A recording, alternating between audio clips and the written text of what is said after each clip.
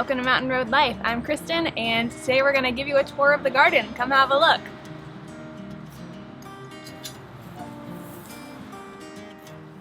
So I've been gardening in this space on and off for the last 15 years or so. I've lived in other places, but this is family land, and so I come back here often.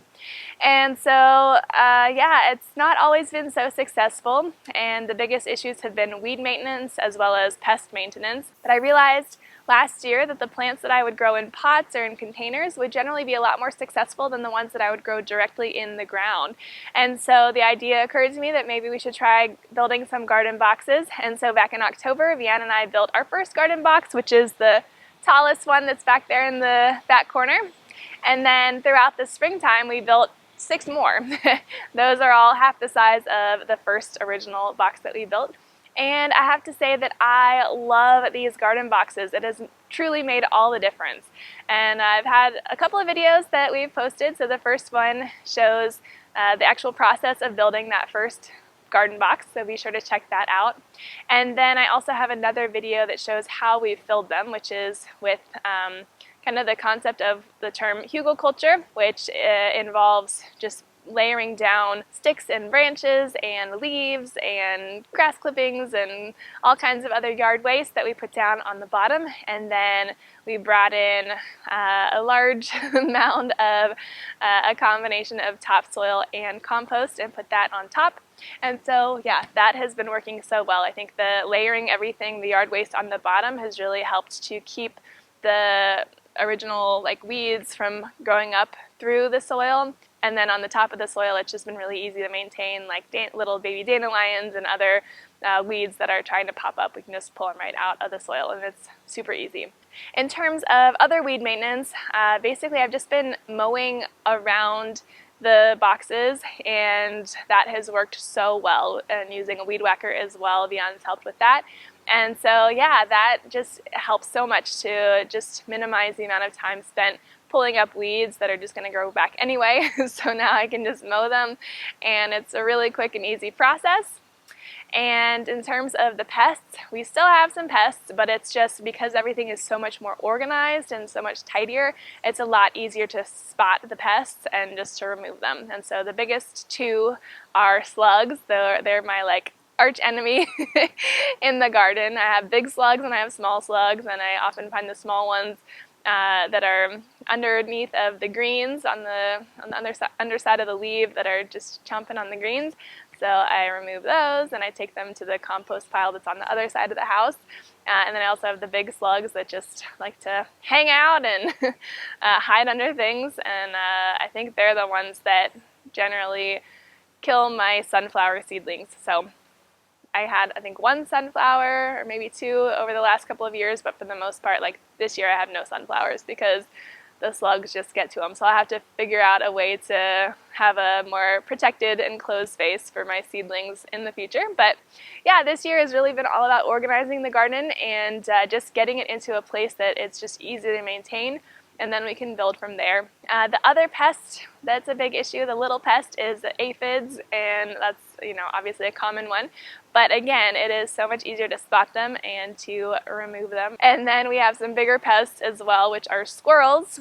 And we've actually had a fox come and visit and leave us a present on top of one of the garden boxes, which I did not appreciate one bit. But yeah, both the squirrels and the foxes come and they dig a little bit. But yeah, fortunately it hasn't been too damaging overall. All right, well, let me show you what's growing in the garden. All right, so first up we have the blueberries, and these have been here since the beginning, so about 15 years or so. Some of them, not all of them, we've added to it. But yeah, we have about, I think, 7 or so plants, and they just thrive. They do so well. The biggest issue is just trying to keep the weeds off of them.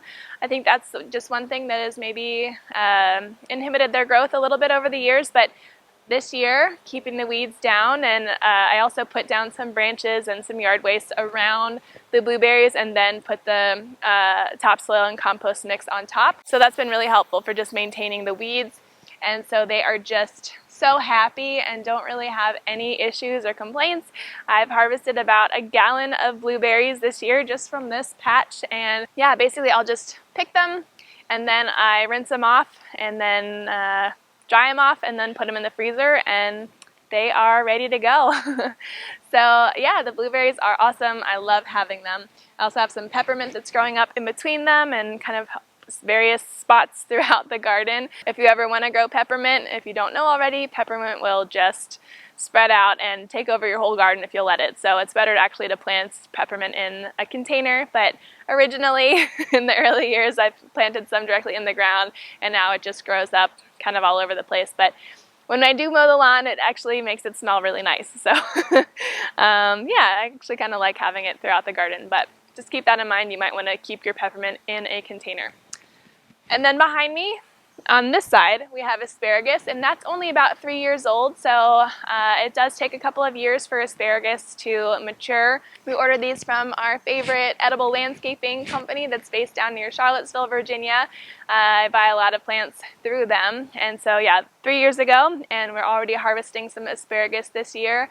And yeah, it's originally I planted them too close to the blueberries. I had some kind of right behind where I'm standing, and so at the beginning of the growing season this year I transplanted some of them, and I still see that there are 2 more that are still very close to the blueberries. I wasn't sure where they were, so next spring I'll have to move those as well just to get a little bit more space. But yeah, the asparagus is happy, the blueberries are happy, and then I have my fig tree here. I'm kind of moving it to different spots throughout the garden, and I think this is probably the best spot for now because it gets the most sun, and the figs like to have a lot of heat.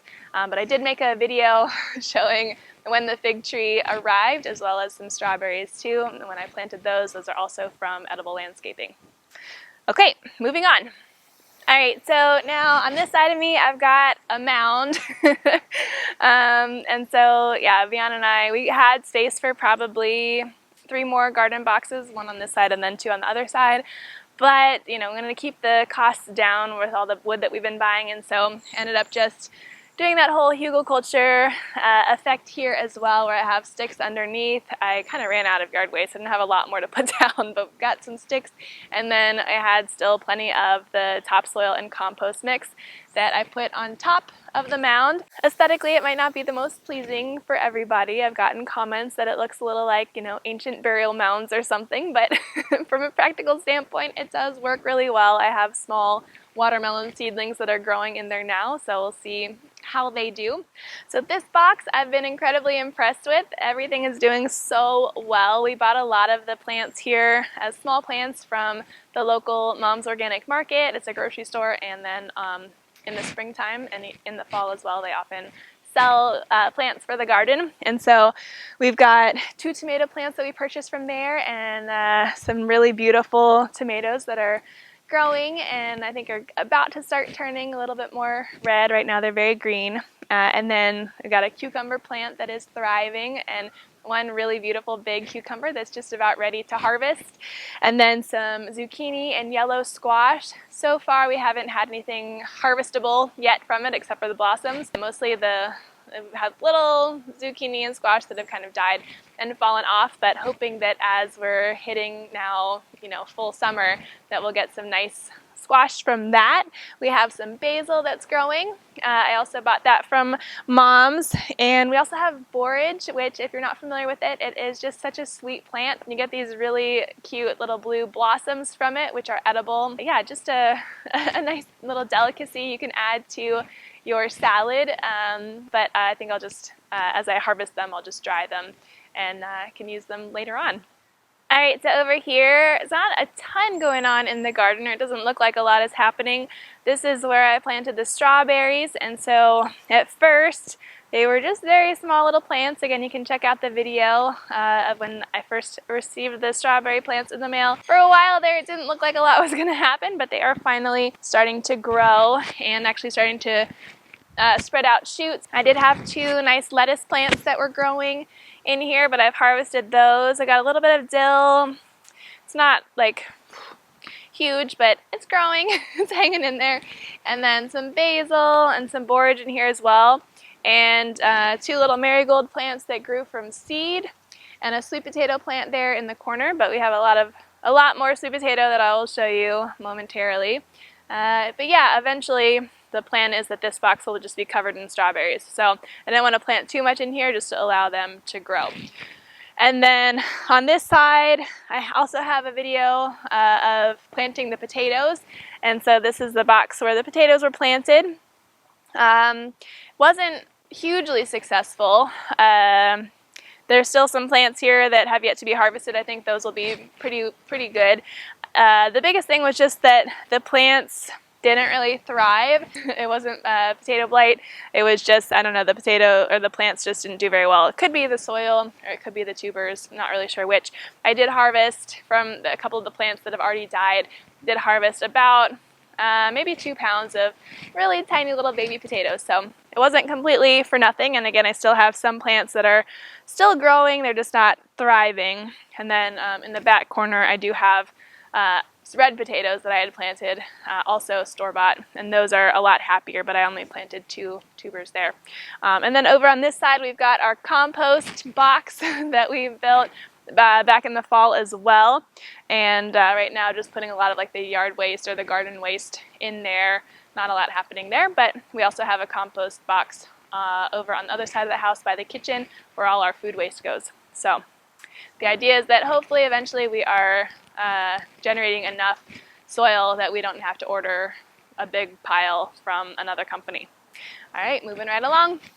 All right, so here we have the original garden box that was built back in the fall. It sort of started the whole process. And so since it's a bit taller, I thought it would be a good one for plants that are more like vines. And so I had snap peas that have been growing in the back of the box for the springtime, and they're starting to die down. I've got some really beautiful green beans in the middle, and then sweet potatoes are planted in the front. And so Wiehan and I built a trellis here last weekend, and so now the sweet potatoes are starting to find their way to the trellis and working their way up, and then they'll probably also be falling down around the box. And so it'll be really nice to see what this looks like back in the fall. Yeah, I'm really hoping to get some nice big sweet potatoes. I've only ever, when I've planted sweet potatoes, just gotten like little baby ones, so I'm hoping that we'll get some nice big ones this year, so we'll see. All right, so there is a lot going on in this box, and originally in the early spring I planted radishes, beets, lettuce, and turnips, and we had a very cool spring, and so everything stayed very tiny for a very long time, and I wasn't sure if anything was actually going to happen. The radishes have now bolted without actually growing the bulbous radishes, and so that seems to be an issue that I've been having throughout the garden with like those bulbous vegetables. So the radishes, the beets, the turnips, and also kohlrabi, they haven't actually grown that nice big bulb that they're supposed to, but at least I have some beautiful greens that can be harvested. The lettuce in the middle here was all grown from seed, and again, it stayed so small for so long, I didn't think it would be really useful for anything, but now it's very nice for salads. And then I've had 4 nice big heads of lettuce that have been growing. I have 2 still on either side. I harvested the other 2 last night because if I don't harvest them, then they'll start to just get bitter, but they are really beautiful. Those I had bought as seedlings from moms. And then the thyme in the middle is very happy. That is a year old, and it is just thriving as long as I can keep Polly away from it. She loves the thyme as well as the oregano and parsley. I'll show you in the other boxes. All right, so here we've got the oregano growing. It is a couple years old. It was growing in the ground, and I transplanted it into the box, and I've harvested some of it already, and it's mostly a pretty happy plant as long as the cats aren't sitting on top of it and rubbing their faces in it.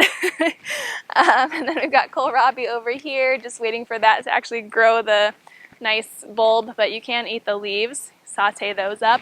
I've got a couple of more mature chard plants that I purchased as seedlings from the store, and then I also have some chard that I planted from seed that is doing really well. These are kind of the top culprits for the aphids to come and attack chard as well as the turnips. That has been kind of the biggest issue.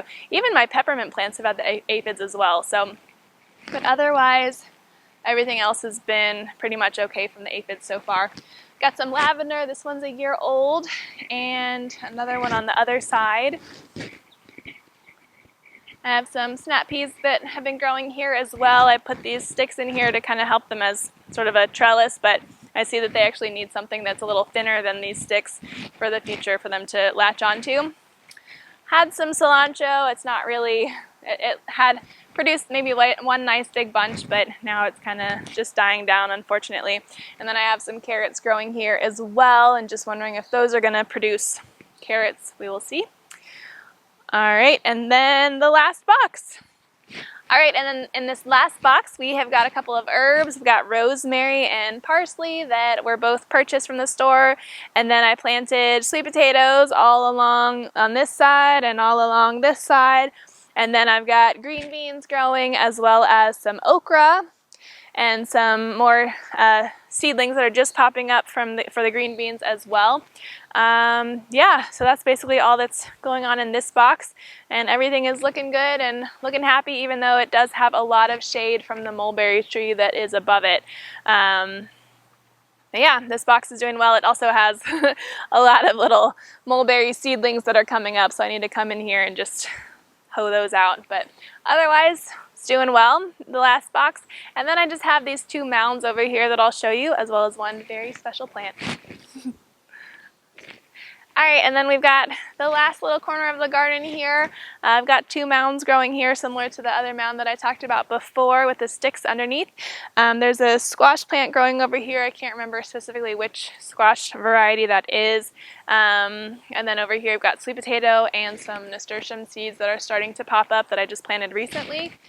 I've got an edible weed over here, some plantain that's growing, and it looks like the aphids are actually attracted to that one as well.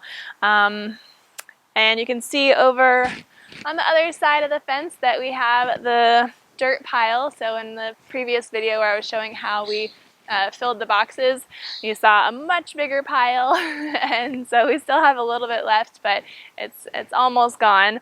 Yeah, just kind of using that to top off some of the boxes, and maybe we can save some of it for next year as well. And then I have, as I said, a very special plant over in this corner that I'm very excited about. So this is a pawpaw tree, and this I also bought from Edible Landscaping, and it was so small before, and I wasn't sure that it was going to make it through the winter, but it just looks so beautiful now. I'm so excited. So I have a video all about pawpaw trees, so go ahead and look that one up as well if you're not sure what a pawpaw tree is. Well, that wraps up our garden tour for today. I really hope you enjoyed seeing what we've got growing here this first week of July, as well as just seeing what a huge difference these garden boxes make for creating a system that's just so much easier to maintain than what I had going on before. If you are growing anything in your garden or in your balcony or windowsill, if you've got more limited space, please leave a comment below letting us know what you've got going on. We'd love to hear from you. And if you enjoyed the video, please give us a thumbs up and subscribe, and we'll see you next time. Thank you. Bye.